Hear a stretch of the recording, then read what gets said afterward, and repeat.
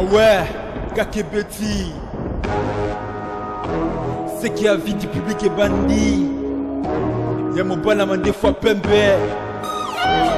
Didier Masuki. Et que non, que nous l'avons là, pas motuto, que nous vendons là, nous des concerts, réunions, ce qu'il faut que non. Beaucoup d'anara, beaucoup partagé, idée, peut-être que non.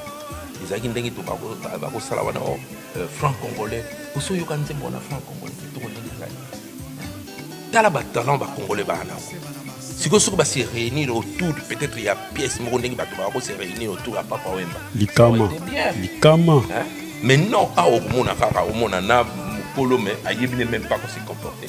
On se comporter, ma bé, à ma bé. Sans carabine, non, moi, pour reprocher, non, chez moi, non. C'est ça, non, ma bé, non, le bano, carrément, ma bé, pour moutou, mon côté. À ça, ce qui n'est rien. Or, il faut besoin, base à l'eau, et réunir bango.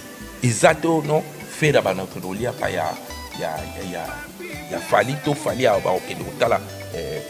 la famille a fait des chaque jour des dos bien affilés trop ni non ezaka non ba yokana ba bongisa pe ba sali boy bo yokani pena bato yo ba lobi o ba combattant pour ngana yoki bato ba komo lo balanga makambo yo ya peut-être oh non concert ko beta mate to ba combattant non ezana ngo musique yo ekabola kabiso te musique ezala pour la réunification. Hotel Club Center Luanda, o sítio certo para se hospedar e realizar eventos. Tem para si serviços de hospedaria com suítes VIPs, bar e salão de festas. Localização Via Expressa Benfica, por detrás do condomínio Boa Vida. Contatos 935 49 62 86, 923 71 72 15, 933 86 69 35, 923 97 63 40. Hotel Club Center Luanda, conforto, privacidade e bem-estar.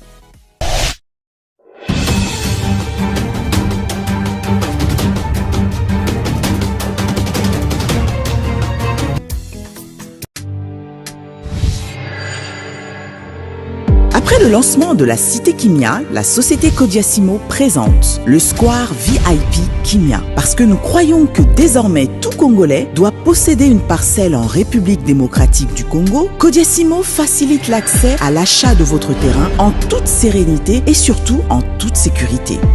Dans le Square VIP Kimia, à partir de 5 000 $, financez votre terrain, puis sa clôture, et notre équipe s'occupe de sa mise en valeur ainsi que de toutes les démarches administratives jusqu'à l'obtention de votre titre de propriété.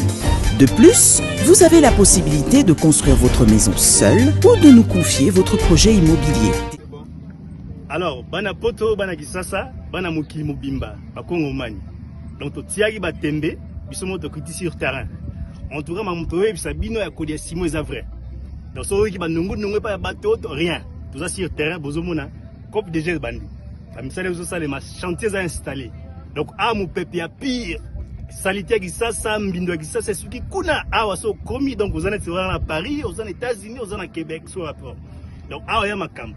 Erango yo père, tiens là na yo, bon déjà autres tongama. Donc, tout est athée. Ma mosaïque vrai, on a déjà base structure nigérienne vendue, chantier zéro installé, donc magamoza ok. Donc au bout qu'on a été père, parce que dans 2 ans, dans 3 ans, il y a comme à l'arrêt ma casse, alors il y a un mois demi, investir le konayo, au palais, au kitina nanzili, au yesheyo, au vandi kimia mu pepe bien.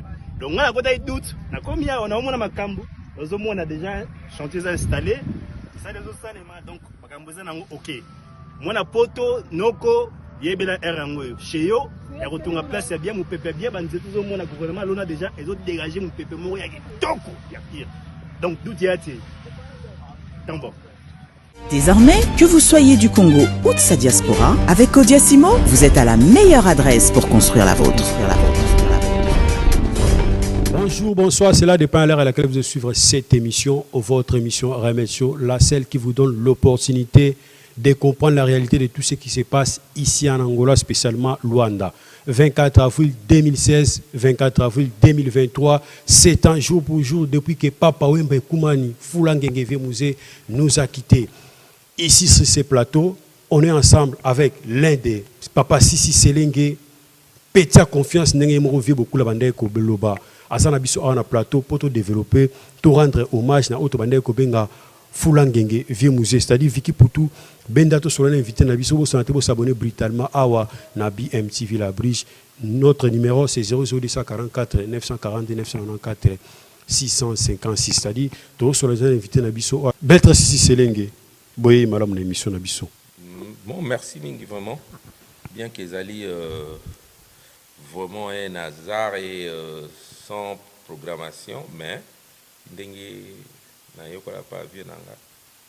trouve rien de grave. Donc, petit nangai à partir ya binga sumbu ba zwinga ba le binon vie to ya pe ngal bon alexa journée pe et pas ya complexe hôtelière il y a complexe hôtelier il y a nani il y a biga na yepe na monyango na sepeli bango pe hors surprise pour na mokolo ya lelo pour na commémorer la mort il y a Mzee Fulangenge. Alors franchement le la paix à nous tout ça les l'autre côté à part Kokutana donc tout ça est l'autre côté ndenge na sala kiango année passée alors vraiment na sepelipe ndenge to uti koloba yango banda papa batiki biso lelo 7 ans et le quoi liboso linga tout n'est pas un maître Sisi Selenge parce que hier azalaki pembeni papa Wemba lelo soki balobi maître Sisi Selenge a représenté papa Wemba peut-être nous tout ça na art papa Wemba a na place nini pana to papa Wemba za nani pona ya azalaki nani pona ye papa Wemba est vraiment icône. À part icône, c'est un modèle.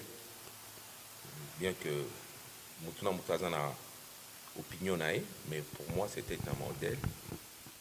Sa façon de parler. Côté artistique, côté humain,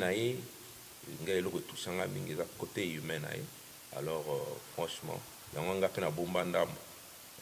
mais c'est ça. Et pour mettre Sisi Selenge Aïba na papa Wemba et les alandengeni Aïba papa Wemba vers aneni et ndengeni ba même relation na bango ti e ko pesa temps papa Wemba ututi kabiso. En tout cas ils a moi kala vraiment kala asi le wana bino butana tibwa petit trop viva la musique et utai ko panza et non je disais yo kalo collé panzaraki alors ngai tuzara na classe soit na classe aminanga moko mulongo 8 bango eza famille ba journaliste Fataki Ndoko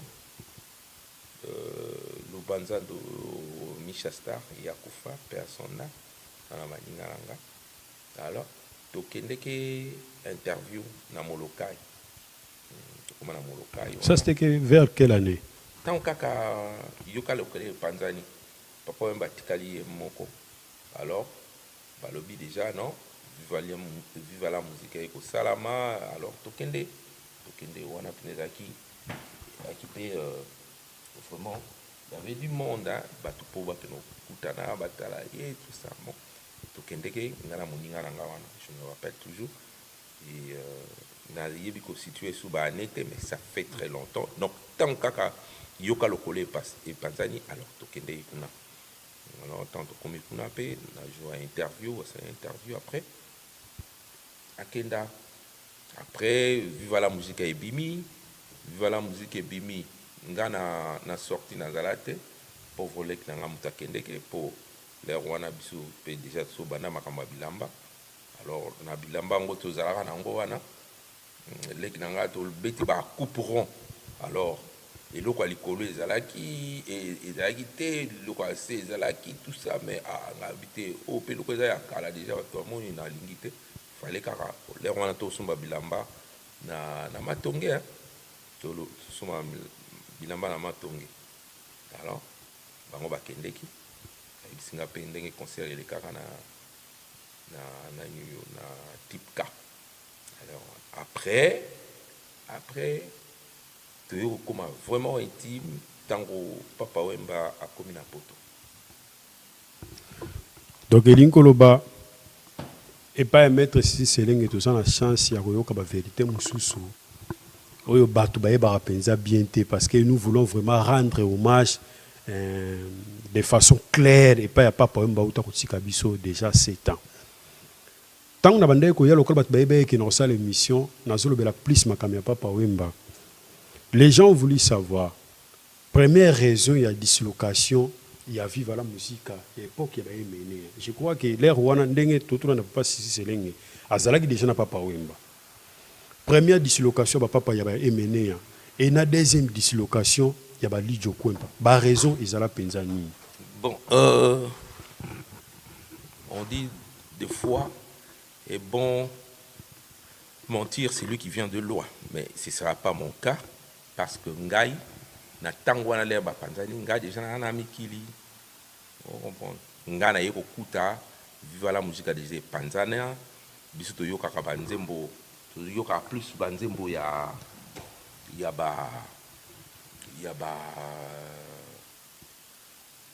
lijo kwempa na baninga na ye ba marai la plupart banzembo ba opesa biso ba nostalgie ya kisasa ya ba banzembo wana ti mokolo moko tovana ndako bayebisi biso musicien moko ya papa wemba ye komona ye en ce moment là c'était le feu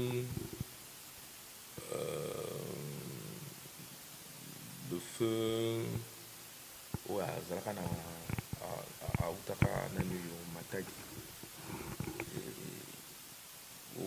ayemba Ambro Jenny donc ye après toke toyambi pe bon tomati na palais donc biso déjà on a déjà na mikili tant on a zongi kisasa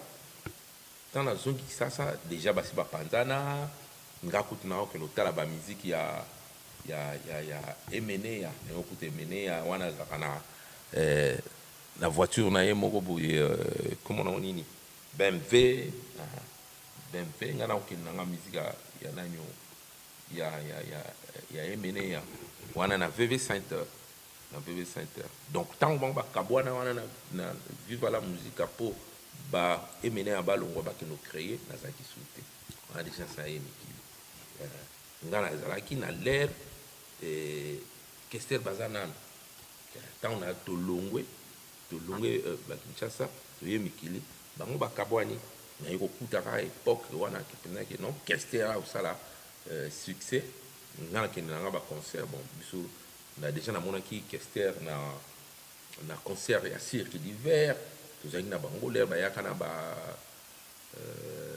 Petit Bengali basirona bango ba poli bango ouais bango ba ye ba beti na cirque d'hiver ba ye na cirque d'hiver ba beti après wana nde na moni bango basala orchestre bon biso pe to kende tam susu kokuta na bango bon na yo oh non wana mingi bato abandundu bato bakende funanga bato abandundu ni wana mutaro ya na masolo wana mingi zaki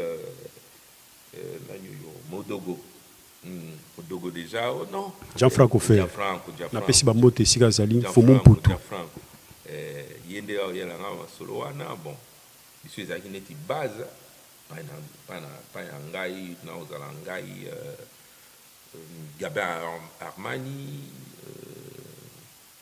Jean Sideingo après yeba Ngobila yeba Miradora yeba petit nangai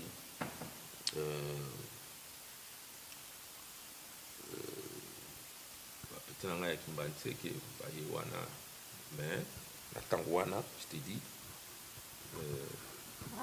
kende ko bango baye mboka toke ko yamba bango mais c'était pas on a yebaki que bango bakabwana non na yeko yebango ya kisasa na poto déjà boye bien déjà bakabwana mais vivre en haut bakabwana mpenda na kisasa tokomi baninga bayebisi ngai neti moninga na ngai Anissé Pedro moto abetanga na solo bien non mais si bino na nzembo na bino ka proclamation mais bino bozana impact pour ça Kinshasa donc mutamemanga pena Kinshasa na ya rapide ezalaka Anissé Pedro atinga bino boza na mpata na regrete fale tozala na nzembo wana entre temps nga na komo regrete ndenge nini batiaki nga na nzembo ya Kester te, mais entre temps tozalaka déjà na banzembo ya bozi les wana toyebi na biso te c'est quoi le management toyebi pe te ke non bino bozali awa biso tokotambusa bon ok ntan mosusu okutana na neti grand-père bozi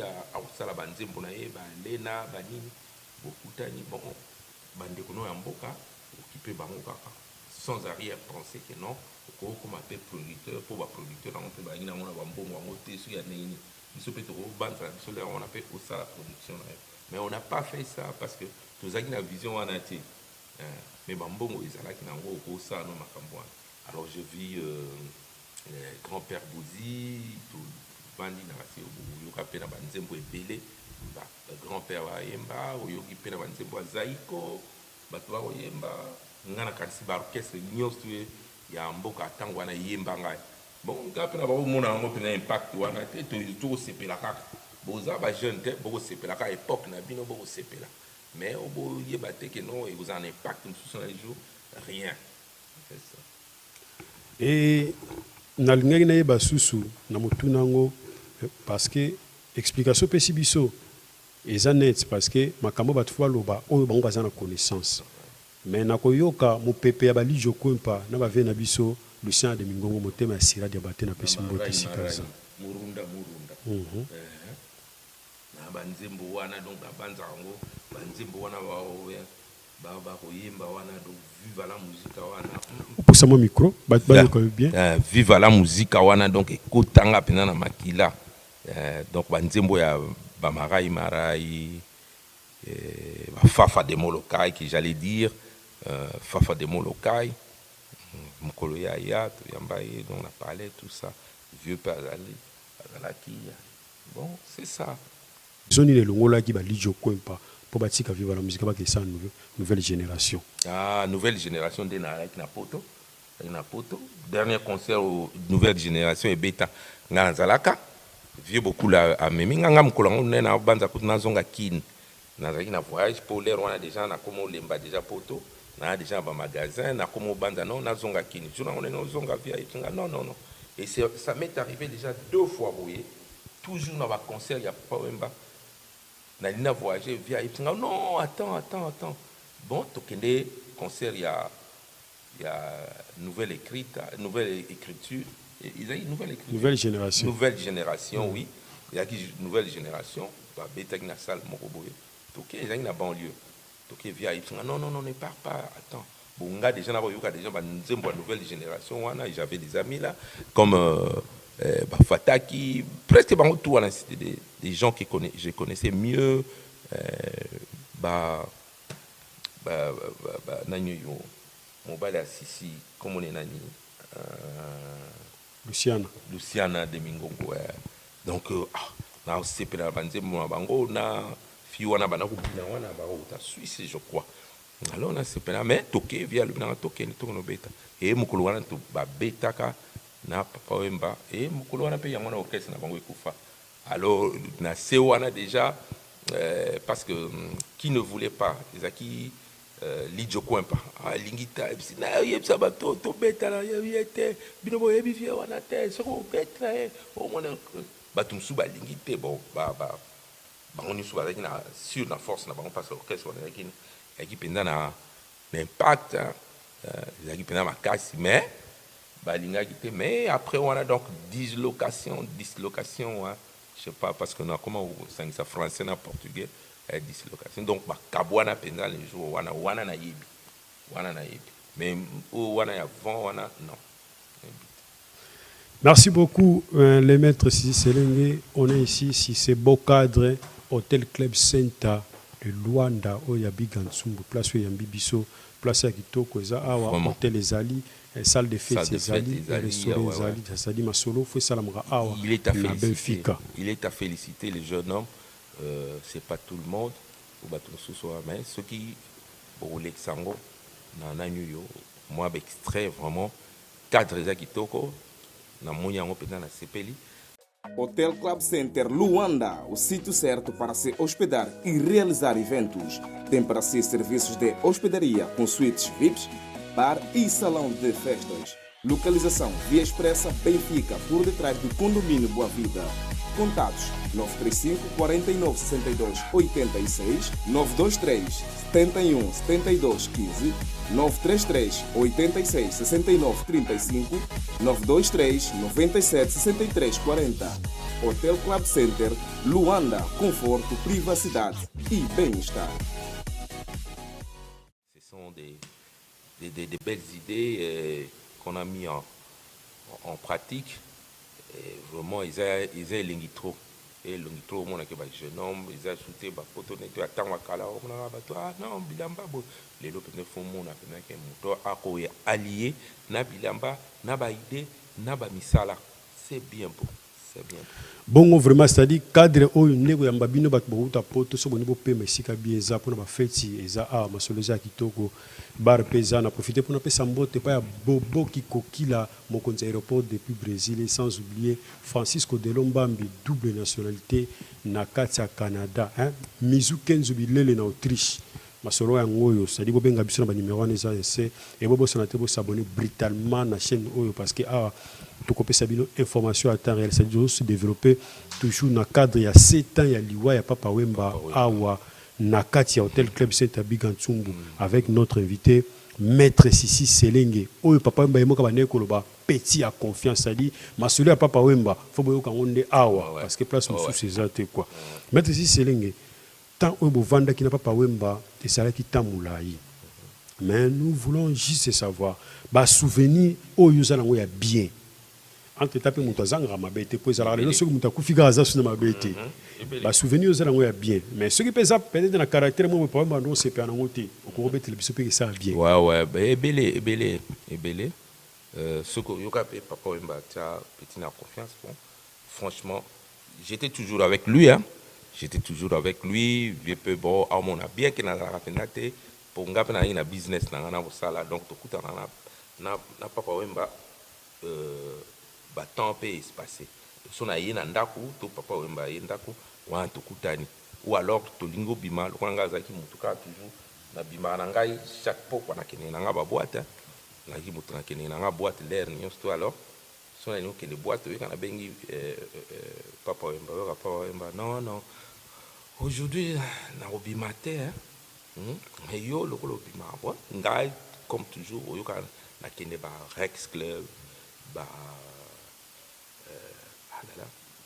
boîte on a bourse na ebele donc na kene ba boîte ba cirque d'hiver donc to la na Papa Wemba le on na ba arobetanet na ba sika lo ba les roses on est à côté à foyer mais tout là n'a Papa Wemba tout accompagné il y avait pas de gens là on a peine à poto penda batu penda on va la musique donc batu ko la musique ce que orchestre peut-être outil Afrique on est à Zaiko yé à Bokei au Kestera yé à Bokei bon Papa Wemba comme a déjà résident kuna et c'était difficile mais donc yé penda muta sala penda que non ba orchestre ba obeta kuna.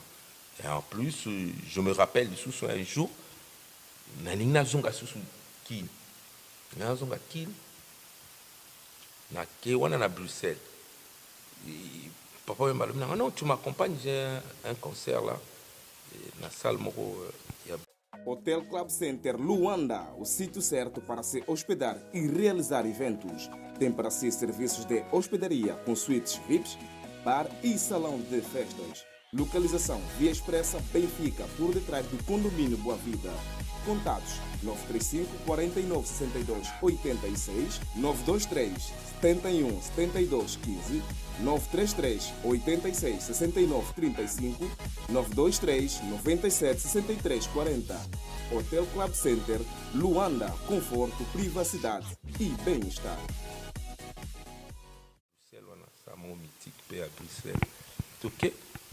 Comment kuna or ezalaki Kester Robeta Kofi Robeta na Papa Wemba Robeta bon balobi bon batuba mata accompagné par Viva la Musica batuba mata boye nayoka d'ici si obanda tovandaki wana bato bakomata te moto akobeta te nini te. Mais qu'est-ce qui arrive? C'est vieux. Oui, que lobby na un avion na tongo. Non, d'ici là, na romata, to beta. Mais après, bah, au cinéma, on dirait ready. Au cinéma, non, vieux, on dirait qu'on a moins de discussion, Kester a lobby à Kobandanae, parce que tu es son vieux, à Kobandanae. Mais, Kofi, a lobby, il y a romatate, il faut romatane, nzela moko. Mais vieux. Même que ceux qui ont des andengini, yo matanzela mona Kofi comment? C'est vieux, so matanzela mona Kofi. Moi je sors, je pars. Moi je n'ai rien à cirer. To ye yo za clou ya soirée. Ceux qui bango ba romata, ba mati ba beti après. Au sanga na bango une fois. OK parce que yo za clou ya soirée. Ah t'es ça ndengona ta y pas ni matate bon. Tu peux bazeli Kester a mati ya linga ko matate tango linga ke no mata ai trouble badi bato balobi te kita balingi suta yemba kapi tu vois balingi suta bato non tu nous as fait traîner bon yo le matate bon ce sont des choses que j'ai vu hein personnellement quoi j'ai vécu alors papa Wemba après papa Wemba pona ba petit na azaki pe large azangi na bapetine oyo alingaka azala na balargesse moko boye ata olobi mais azala na balargesse moko boye mais ngai par contre bon mpona biso ezalaki kaka ekumani kaka donc naza supporter ya imana donc natikalaka ya imana oyo akenda mazembe akenda vita te oyo akenda mazembe oyo nakenda vita oyo lupopo te azalaka na papa oyo. Donc ceux qui les na resepela la musique na resepela peut-être la musique ya ba petit na ngoni so ba ko beta wana na resepela la musique na bango mais oh non akenda na yelo popo akoma na yena na noté donc donc son a vite ti tina suka quoi donc fidélité wana donc to garda on wa ko linga ko te donc be caro wana ba langage wana tamsu ba musicien su ba ba linga ya pas devant Merci beaucoup, Maître Siselenge. Nabadir na yo et na obiso to yebi papa Wemba zalaki grand. Trop grand. Monument oyaza inoubliable. Planétaire. Mais chose grave. Par exemple, c'est un ngoyo. Ngana yeko ndimali baloba ke matanga ici la pa bakolo na ngote. Awa na ngola eloko salamité na c'est un liwa ya papa Wemba. Pourquoi?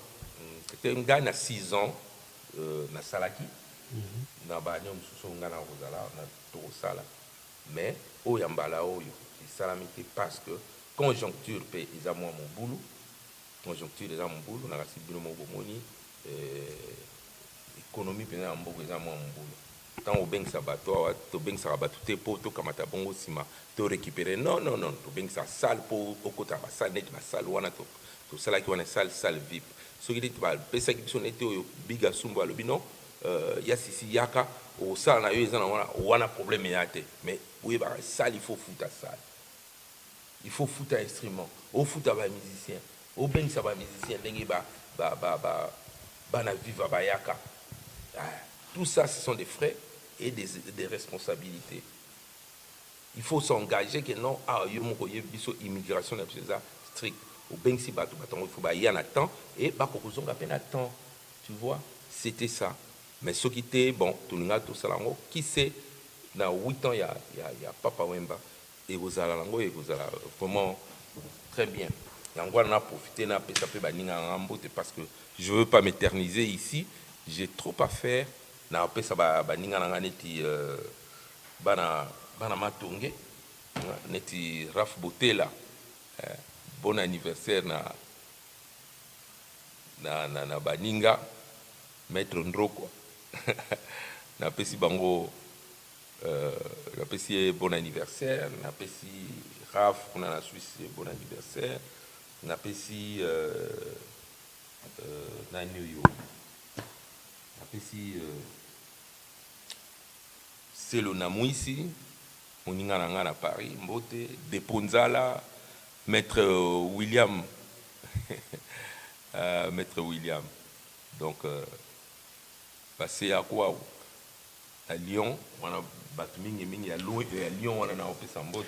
Maître Siselenge, tozo comme déjà na souka masol na biso parce que le temps tozo courir derrière ngo. Tolinga toutes nos c'est une toute dernière question.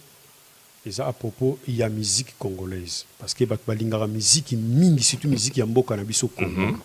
Et conseil no groupe c'est pas ya ba jeune o bazo ya lelo. Par exemple, Fali Poupa, Ferregola et comment kaka likamya tirema écoute a en Angola balobi et comment passer prochainement concert beta na salle moko tunda. Parce que ceux qui, par exemple, les Ritsa Kobeta, Batafa Brigas Baokete. Tout le monde a dit qu'il fallait que na skokero awa, tu as fait bakenda kite. Bon, conseil nous grouper ça bango. Moi idée pour la réunification. Et puis la perspective ni nyozo pesa et pas la musique congolaise dans l'avenir. Bon, moi j'aurais cru il faut porter étendard moko azala.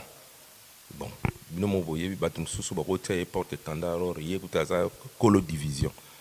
Donc, élément à division. Donc, peut-être, Bazouata, Redi Amisi, a comme apporté étendard. Parce que les autres, là, c'est difficile. Pour un mécanisme, ko sangisa, pour ko sanganeleki ko kabwana. Comme toujours l'a dit Tedimo, là, ko sanganeleki ko kabwana. Pour plus de division, on a, et ça, ni. Ko sanganango, ils ont dit que non, que nous là, la kananda kwa motuto, que nous revendons kana. Nananoté concert réunion ce il faut que non beaucoup tanara bosol la beaucoup partager ba idée ba yebi peut-être que non ils a kindengi to ba ko sala wana franc congolais oso yo kanze bona franc congolais qui tourne ngezali hein tala ba talent ba congolais ba nango siko soko ba se réunir autour peut-être il y a pièce mo ndengi ba to ba ko se réunir autour à Papa Wemba Likama hein mais non a au mona kaka au mona na mukolo mais ayebi ne même pas qu'on se comporter a se comporter ne ma b ya ma b chance carabino au mona ko non moyen pour reprocher était non chez moi non so ça non ma b na lobano ka carrément ma b pour mutu moko te a ko sala ce qui ni rien or il faut besoin base les loko moko et réunir bango isato non fait da bana ko lia pa ya fali to fali a ba ko ne tala famille a fait chaque jour teto binafile to nini non ezaka non ba yokana ba bongisa pe ba sali boy boyokani pena bato oyo ba lobi o ba combattant pour ngana yoki bato ba komo lo balanga makambo yo ya peut-être oh non concert ko beta maté to ba combattant non ezana ngo musique yo kabola kabisote musique ezala pour la réunification bato ba kabola biso c'est les politiciens hein les politiciens mutu ba kabola biso tala bango moko na ba politiciens ba yib ko se réunir et combien de fois ba musiciens tu crois que ba musiciens vont se réunir non mais lelo bazana martyr union sacrée botami wana union sacrée et l'autre partie bazana bango te pour net ngai bona botama déjà mutu ya opposition donc ngai kutu ngai pona ngai l'opposition pour makambo etambola on est tout le barra démocratie chacun doit apporter un peu de lui dans la construction et l'autre. Si tu n'apportes pas, boyibika que non, batunyo suka jalelo, ah non, il faut tout ça la place. Binomo, mutunyo sa ebi jalelo c'est quoi? Donc kako kumisa, oh mon pa, oh grand prêtre, oh yosuka. Mutunyo na mboka wana akoma dur, donc c'est terrible. Ce qu'au moins mutuba zoa balata, parce que ngale na ba autant na Brésil, balobi balata chaussure à humilité. De barotuna yo pour toi qui est moto yo koko vana na yo kon akola sa chaussure à humilité oyebisi atenga na popé sa chaussure à humilité na lokwa kanza on comprendre une était lokwa kanza au moni peut-être que non peut-être pas unir mais au moins lokwa kanza tant so akene kuna ka ba so petit amuke au monde au pe mo ndenge nkato yo kana musique muke mwana muke pa ko beta mbonda mukolo pe abini ouais biso kaka ba dissension po yo kapenda ke bata donc wana kutu moyen te donc to komaka yo kaka yo moko pe o mi batela mais au fait ce que lobby o meko corriger mutu na talaka ba décision na ba comportement il y a plus de morale même na ba réseaux sociaux ba réseaux sociaux beba o yo ka mutu ko finga ko biso ezaki ndenge te biso mokolo Na pesaka toujours exemple biso même na bana nanga. Je suis très dur na bana nanga na yebisa bango. Biso ezalaki mukolo akomona yo kimi classe. Ya quartier na bino boziza na bino bande koti. Soka kangi yo petit. Hein? Ya neti o ba vieux ya ba quartier to ba o monde. Soka kangi yo ako beta yo bigogo tia meme na ndako yo ka papa mama na papa papa vous allez bien pour moi na leki na. Mais les lotés. Mère wana lenga aussi. Alors yo mto sombela e caleçon. Talana no parole ya maman wana. A tout ne soki yo mto sombela mwana wana caleçon. C'est fini. Mwana wana zumu tu makaste. Lobi wana kuna bo mwana wana na tata matona na mwana mkebo bo suka ndenge. Ouais, c'est la pire réalité. Donc la morale est foutue, bah il faut changer façon de voir d'abord de l'éthique et j'en termine là et je saurais que saluer mes amis Dani Lopez, Yamba, Raf National Lobaki, Mira, Bana Banda, Lebele, on a vu Bana Gimbanteke, Badeponza, la Bana Nanga, Masananga, ya Gimbanteke, Lebele, na Ebi Kuna, na Ebi na Petinangai, Vicky Poutou. Derrière la caméra. Je peux communiquer Vicky Poutou, Nana Petinanga. Moussa.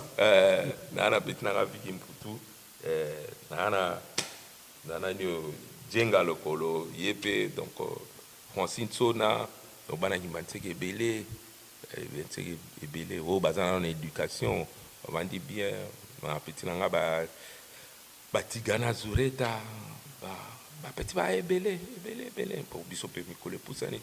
Mais quand vous sentez na puis na vie nanga au vie nanga et puis Vicky Kosi à na Brésil na PCP le sac. Bon, je crois que merci beaucoup maître Sisi Selenge na misale belé ba responsabilité aux anango c'était un avocat andimia tika ba responsabilité na pour répondre na ba désidérata na bino encore une fois équipe na mo remercie merci. Je remercie moi aussi de ma part. Je vous renvoie l'ascenseur pour tout ce que vous avez pu faire. Boyo Kangai, Oizaba image tikalaka, na vie un jour, banana pe bako monango ponga na zana moyen ya regarder en hôtel. Oh bino pe bako regarder en banana pe ba moni tala papa na biso ndenge zaki. Et ngaza hypocrite ndé na zalika ndé na alaka. Donc oza chic choc donc na yanké na pe intellectuel donc ezate kako non na pe yanké. Azan tendance confondue. C'est Bigantsumbu. Maître Sisi Selenge yo tozaki on a quatre hôtel club Saint Luanda. Tout est bien qui finit bien. Merci de nous avoir suivis. Notre numéro c'est 0044 942 994 656. Ouais. Oui, faut azwango parce qu'on a moment biso. Yo saraki émission pesa ngambo de terre. Donc mère Dora. Mais il y a yo penza merci, c'est-à-dire vous contactez biso na ba numéro les annoncés, vous nous faites vos critiques en faisant labrigebijitimaya@gmail.com. Nous sommes rien grâce à vos critiques et nous allons croître. Et na ko aussi ça sans pour autant remercier Brigitte Maya omoni maman na likambo BM la bridge masolo ya ngoyo staff tout obolingaka masolo ya remettre chobo s'abonner à brutalement na sanité Masalanga Moko Apocalypse 21 révélation Zaikusu et artiste ayant kumu akoleka pe na bar oyo parce que awa baza ko sambisa masolo ezakati ya remettre show votre humble serviteur Rolindomba alobi na bino bobo sanate awa tokopesa bino information à temps réel c'est na cadre ya 7 ans liwa ya papa Wemba tozalaki awa lelo pona ko développer merci na moto apesi biso cadre oyo Bigantsumbu production ngana benga kaye le double boss. Les boss de la maison de production Bigantsumbu et les boss de l'hôtel Club Saint Luanda, Oya Bigantsumbu. Merci na Oya Zalaki derrière la caméra, Vicky Poutou Moussa leader, c'est-à-dire nga na lingrande boyepo masolo et Zalaki toko makasi. Merde des condro massif Isabelle nga bona benga bende like sima star fresco masolo nyoso bosimba yango ndenge kaka et Zalaka c'est-à-dire pour masolo remercier on se dit bye tokutani prochainement. Hotel Club Center Luanda, o sítio certo para se hospedar e realizar eventos. Tem para si serviços de hospedaria com suítes VIPs, bar e salão de festas. Localização Via Expressa Benfica, por detrás do condomínio Boa Vida. Contatos 935 49 62 86, 923 71 72 15, 933 86 69 35, 923 97 63 40. Hotel Club Center, Luanda, conforto, privacidade e bem-estar. En tout cas, bana mai boli bisa saki listé on te jenga samoa bela wana adio le génie on bele master l'agent pas à la maison comme tu l'as bele ça te gira ni pour monter na mi amola je vous dis la gâte pour la bisoa mais vous comme na pas pour la option de la bisoa on a sauté na tango Santos Deshiga merci nayo merci Susu Nadie ou bien merci Susu tala kibiso presque ebele to nous te ça grand merci de Susu na pape de la sa bien biso rifekono boyo accompagner kibiso pendant ba séjour na biso to bossa na te pesa Susu grand merci pour tout manger là merci Susu na mobali ya Anita Lelo na koma ya Dide Masuki